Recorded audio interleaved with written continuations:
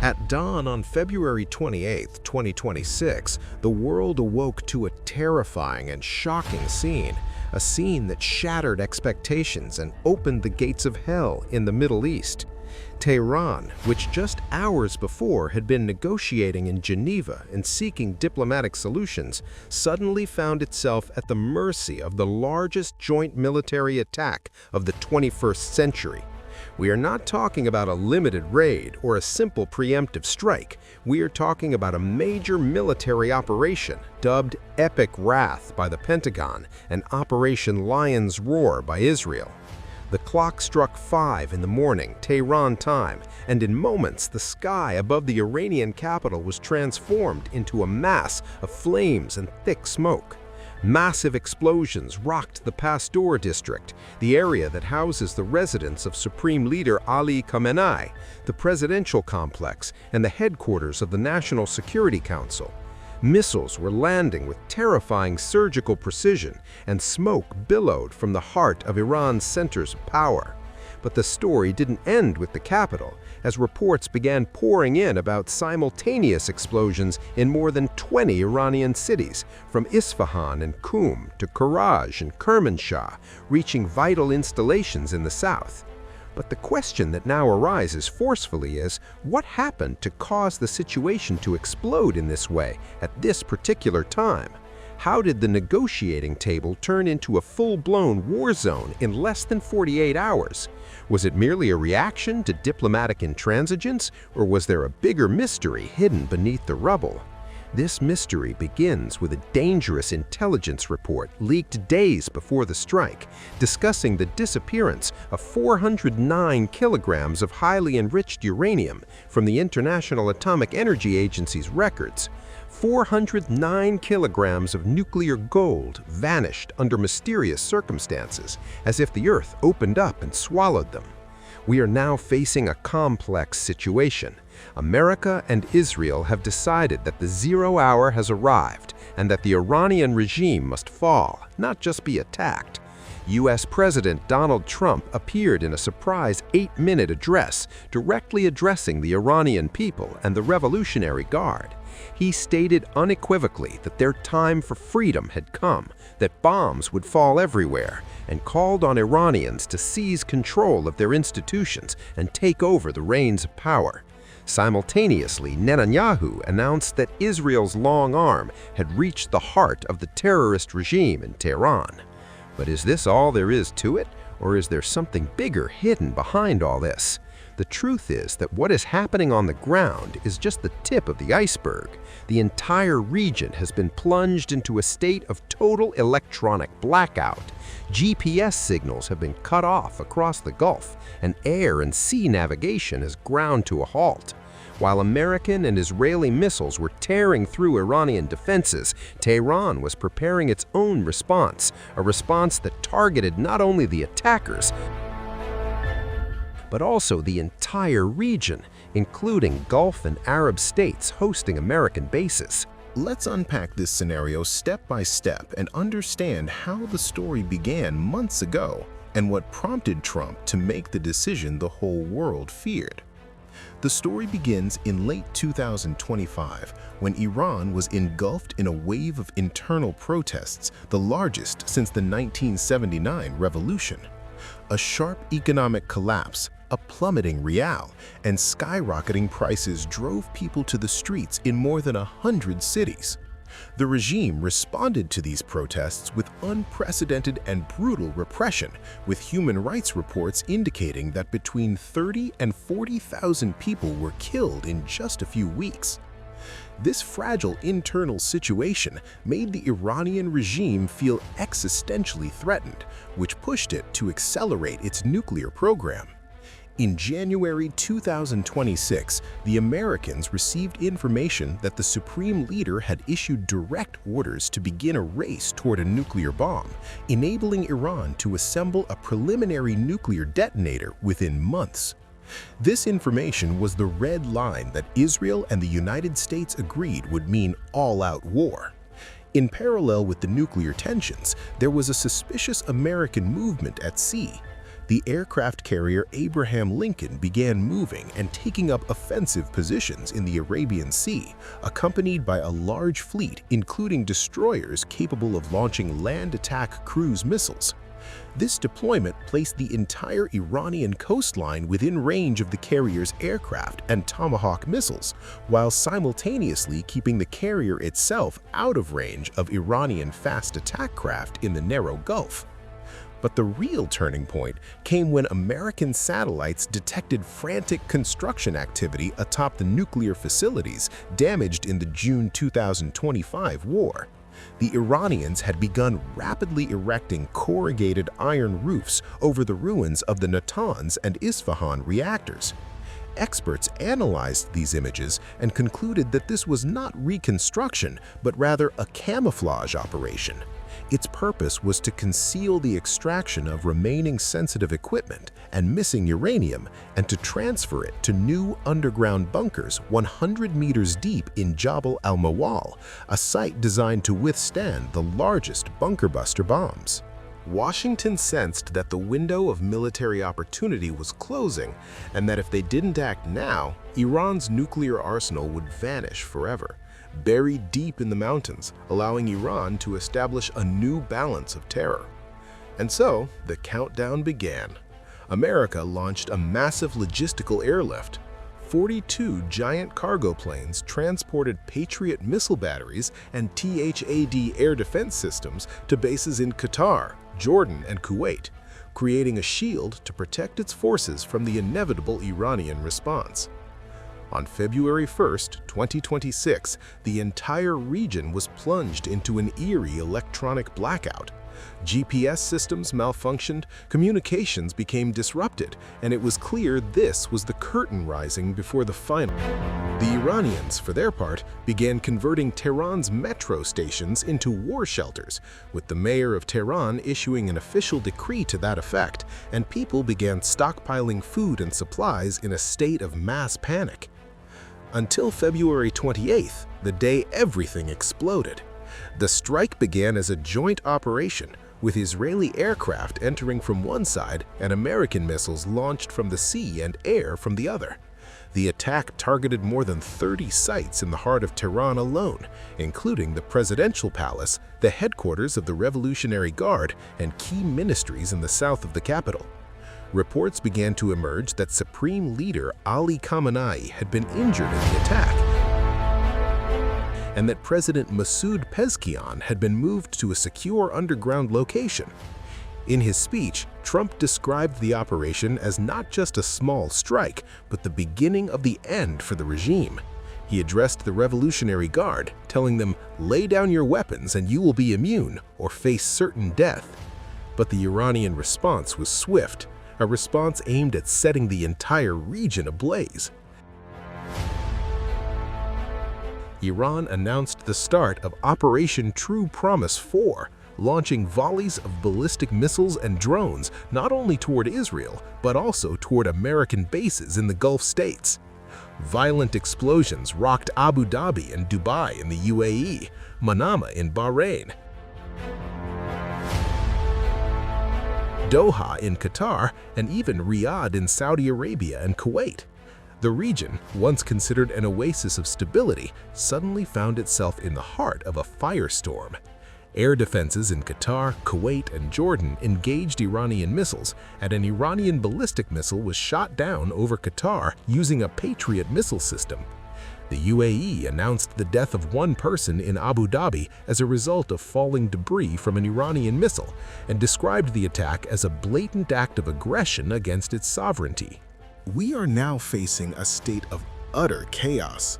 Oil prices have skyrocketed to insane levels, and Bitcoin and other cryptocurrencies have plummeted dramatically as soon as the bombing began. International airlines have canceled all flights to the Middle East, and Iraq, Jordan, and Kuwait have completely closed their airspace. The whole world is on tenterhooks, waiting to see where this change will lead. Are we truly witnessing the beginning of the collapse of a regime that has lasted for 47 years? Or does Iran still have other cards up its sleeve that could turn the tables and ignite the entire world? To understand why the situation reached the point of no return on February 28th, we must look at the hours leading up to the major explosion. This wasn't just a sudden decision by Trump, it was the result of a complete breakdown in diplomacy. Just 2 days before the strike, specifically on Thursday, Geneva hosted the third round of U.S.-Iranian talks, mediated by Oman.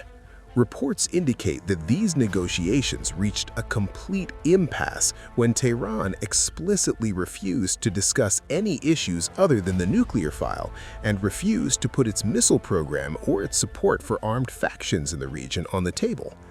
Trump at the time expressed his complete dissatisfaction with the course of the negotiations and confirmed that no final decision had yet been made regarding the military option, but it was clear that the hammer was being prepared behind the scenes.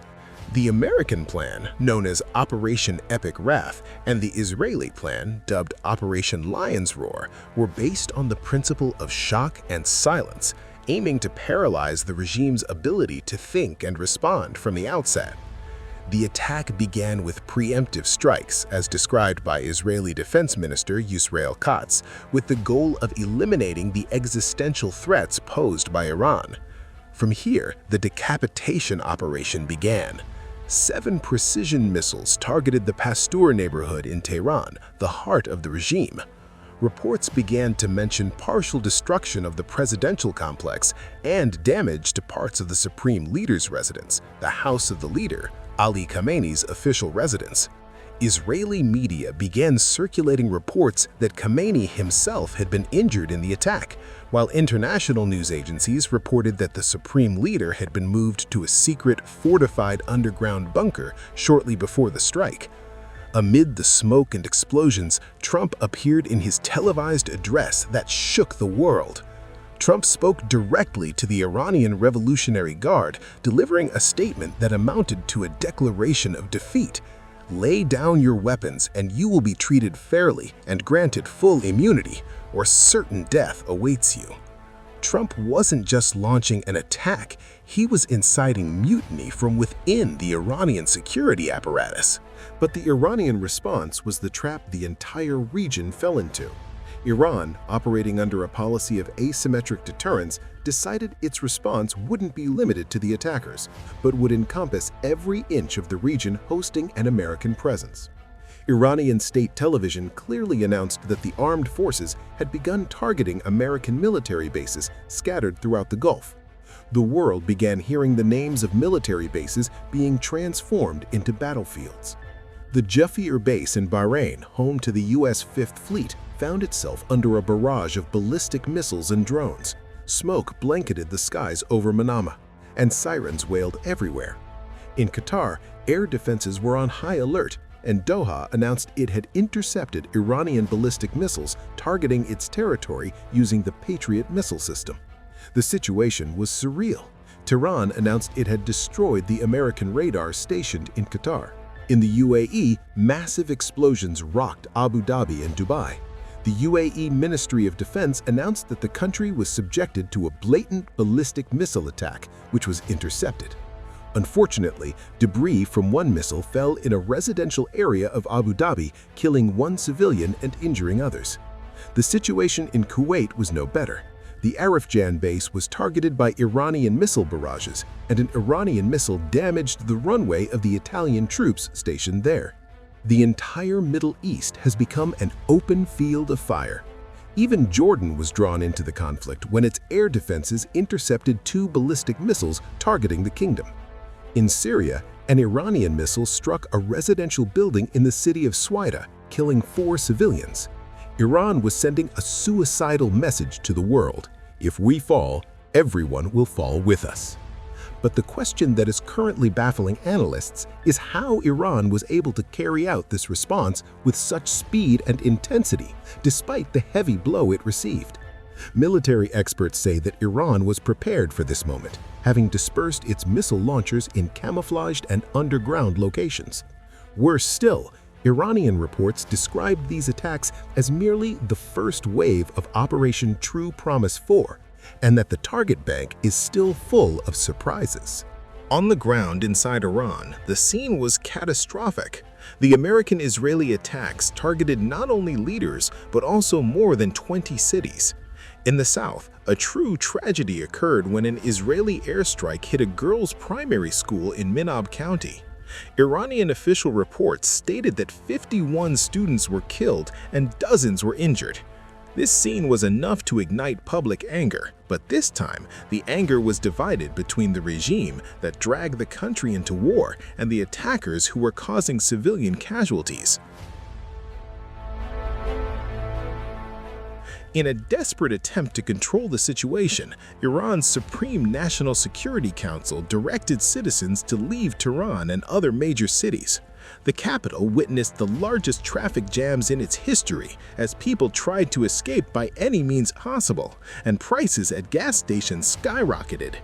Amid this chaos, the internet in Iran was completely cut off, with connectivity dropping to only 4% of normal levels, in an attempt by the regime to isolate the people from what was happening outside and from Trump's calls for regime change. We are now facing a historic turning point. Saudi Arabia condemned the Iranian attacks targeting its neighbors, describing them as a blatant violation of sovereignty. Egypt announced the activation of its crisis room to monitor the situation in real time and warned of the region's slide into a state of total chaos with catastrophic consequences for everyone. Germany and France began diplomatic efforts, and Macron called for an emergency meeting of the UN Security Council to halt this dangerous escalation. But the bitter truth is that Iran's box of wonders is far from empty.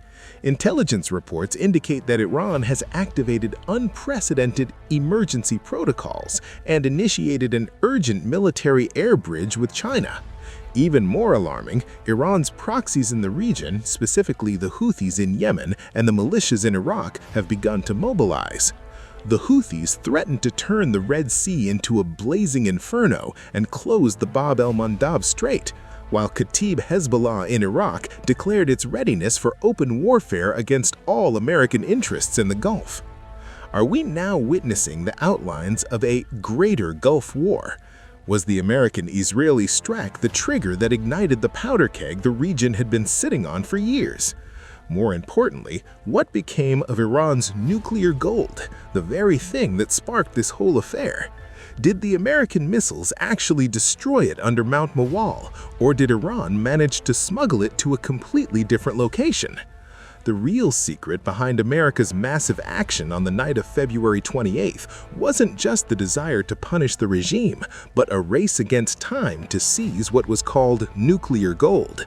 Intelligence indicated that the 409 kilograms of highly enriched uranium that disappeared had become the Iranian regime's last line of defense. The fear was that Iran would use this material to build a rudimentary nuclear device, establishing a new balance of terror in the region. That's why Operation Epic Fury was launched, designed by the Pentagon to be a decisive blow, not just a skirmish. But while American missiles were wiping out launch pads and command centers in Tehran, a completely different scenario was unfolding in the south and east. This scenario changed all the rules of the game we've known for 40 years. Iran's main shield in Lebanon, Hezbollah, saw its movements severely restricted, focusing solely on maintaining a local presence south of the Litani River. This left Iran militarily terrifyingly exposed. From this point, the compass shifted completely. Those now holding the reins and leading the counteroffensive are not the traditional groups in Lebanon, but the Houthis in Yemen and the militias in Iraq. The Houthis are no longer just a proxy force. They have become a key strategic partner capable of exerting entirely independent influence. The development that tipped the scales and put the world on edge was the integration of jet propulsion technology into their suicide drones. We're talking about drones that reach terrifying speeds, exceeding 500 and 600 kilometers per hour, drastically reducing the reaction time available to air defense systems on ships and destroyers. The Houthis began employing swarm attacks, simultaneously combining fast jet drones with slower helicopters and anti-ship ballistic missiles. This combination creates a complex attack profile that overwhelms the fire control radars of American destroyers. At the same moment that Houthi missiles were threatening Bab el-Mandeb, fire was raging from Iraq. Iraqi militias, specifically Kataib Hezbollah, transformed into the offensive spearhead protecting the western flank of the Iranian regime. On January 25th, the group's Secretary General, Abu Hussein al-Hamidawi, issued a fiery statement calling for preparations for all-out war and asserting that American bases in the region would not be immune. These militias began using terrifying weapons, such as the Al-Aqsa-1 heavy ballistic missile and the Arqab missile, a version of the Iranian cruise missile, with a range that can reach as far as Haifa and American naval vessels in the Mediterranean. The strategic role of the Iraqi and Yemeni fronts was to provide Iran with strategic depth, forcing the United States to look behind it and defend its rear bases in the Gulf and its forces in Syria and Iraq. This is precisely what happened when explosions began to rock Abu Dhabi, Riyadh, Manama, Doha, and Kuwait. Iran decided to punish the entire world, explicitly threatening that with the first strike, the Red Sea and the Arabian Gulf would be engulfed in flames. Amid this turmoil, the Iranian interior was experiencing its worst nightmare.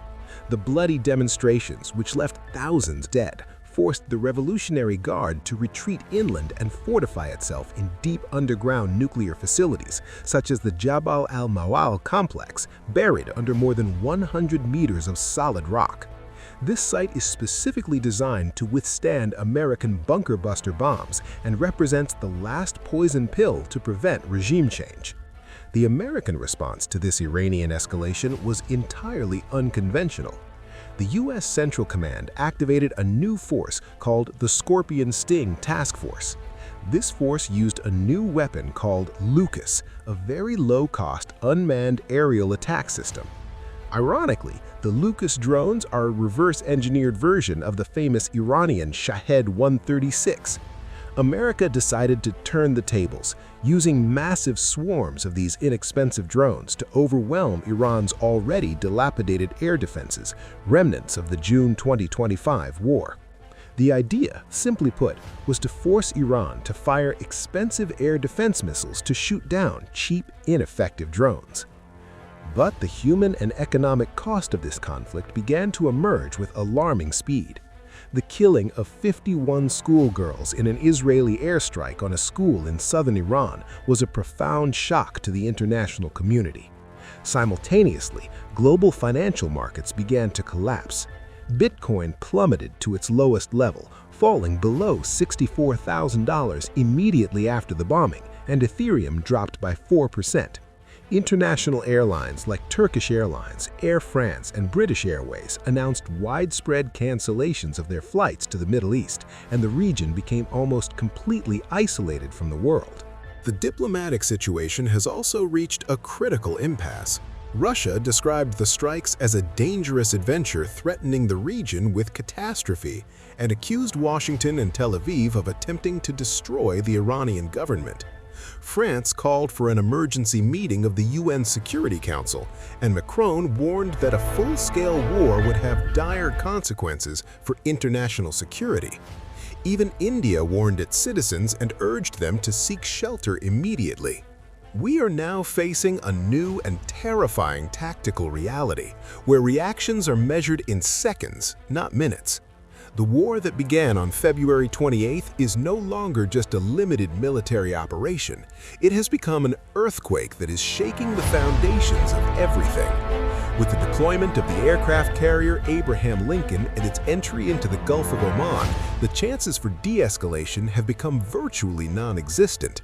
The pressing question now is the ultimate goal of America and Israel truly just the destruction of the nuclear program, or are we witnessing the actual implementation of Trump's plan to topple the regime and change the face of the Middle East forever? And what might Iran do if it feels it is on its last legs?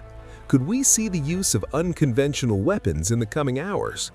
By the evening of February 28, 2026, smoke still hung over Tehran, and the entire region was gripped by shock and anticipation. The joint U.S.-Israeli attack, codenamed Epic Wrath and Lion's Roar, was not just a fleeting military operation, it was a geopolitical earthquake that shattered all the old rules of engagement. We have now reached the point where we are asking, what really happened behind the scenes? And did the mission truly succeed in reaching Iran's nuclear goal? The reality inside Iran pointed to a dramatic collapse in infrastructure and communications. NetBlocks reported that internet connectivity in Iran had plummeted to a mere 4% of its normal levels. The country entered a state of complete cyber blackout, which allowed a terrifying war of rumors to spread. Within moments, news circulated that Supreme Leader Ali Khamenei had been injured in an attack targeting the vicinity of the House of the Leader compound. Although Reuters quoted an Iranian official as saying that Khamenei was safe and had been moved to a secure location, the leader's sudden absence from the scene exacerbated the chaos and panic in the streets. But the real tragedy lay in the human toll paid that day. Iranian state media announced a catastrophe in the southern province of Minab, where an Israeli airstrike hit a girls' primary school. Initial reports were conflicting, but the Tasnim news agency confirmed that 51 students were killed and dozens injured. This incident transformed the conflict from a political and military struggle into a humanitarian tragedy that shook the conscience of the world, prompting French President Emmanuel Macron to call for an immediate de-escalation and request an emergency meeting of the UN Security Council. On the other side of the Gulf, the consequences were no less serious. The countries hosting U.S. bases found themselves caught in the crossfire of Iranian retaliation. The UAE clearly stated its right to respond after a civilian was killed in Abu Dhabi by falling debris from an Iranian missile. Saudi Arabia described the attacks as a blatant act of aggression and a flagrant violation of its sovereignty. Meanwhile, Qatar, Kuwait, and Jordan announced the success of their defenses in intercepting Iranian ballistic missiles. The situation in Lebanon was tense. Prime Minister Nawaf Salam was doing everything in his power to prevent his country from being drawn into a wider regional war and warned the Lebanese people against any adventure that could destroy their country's security and stability. At the same time, Egypt was monitoring the situation with great concern and activated its crisis management center to secure reserves of goods and fuel in anticipation of a possible closure of the Strait of Hormuz, through which a fifth of the world's oil supply passes. Now, back to the central mystery. What will become of the 409 kilograms of highly enriched uranium? Field reports indicate that dozens of military and nuclear sites in western Iran were subjected to hundreds of airstrikes and missile attacks. The Israeli army confirmed that it targeted dozens of military targets and missile launch sites. Current information suggests that the U.S.-Israeli attack aimed at nuclear sterilization, meaning the destruction of these nuclear materials or their burial under thousands of tons of rubble before they could be moved to fortified mountain bunkers in the Al-Mawal area. Israeli Prime Minister Benjamin Netanyahu appeared in a televised statement saying that the existential threat has begun to fade, a strong indication of the success of a significant part of the nuclear mission. But the bitter truth is that the war is not over. Iran launched new waves of missile barrages toward Israel, and the Revolutionary Guard threatened that Operation True Promise 4 is only just beginning. We are now facing a historic turning point. The world we knew before February 28, 2026 no longer exists. The balance of power in the Middle East is being redrawn with fire and smoke. Trump staked everything on the decapitation operation and the overthrow of the regime. Iran has staked everything on setting the region ablaze as a final message. The coming days, perhaps even hours, will determine our fate. Have American missiles truly succeeded in destroying the Iranian nuclear dream? Will the Iranian people seize this opportunity as Trump requested and transform their country forever? Or are we entering a protracted conflict that will draw the superpowers into a direct confrontation? The aircraft carrier Abraham Lincoln remains in the Arabian Sea, the Israeli army is on high alert, and the entire region teeters on the brink. If you're interested in military behind-the-scenes analysis and geopolitical insights that reveal the truth of what's happening behind the scenes, stay tuned for this journey. What's coming will undoubtedly be more dangerous and profound, and we'll be here to unravel every mystery and paint the complete picture amidst the fog of war. Are we truly witnessing the final moments of Khamenei's regime? Or was the roar of the lion merely the beginning of an endless conflict?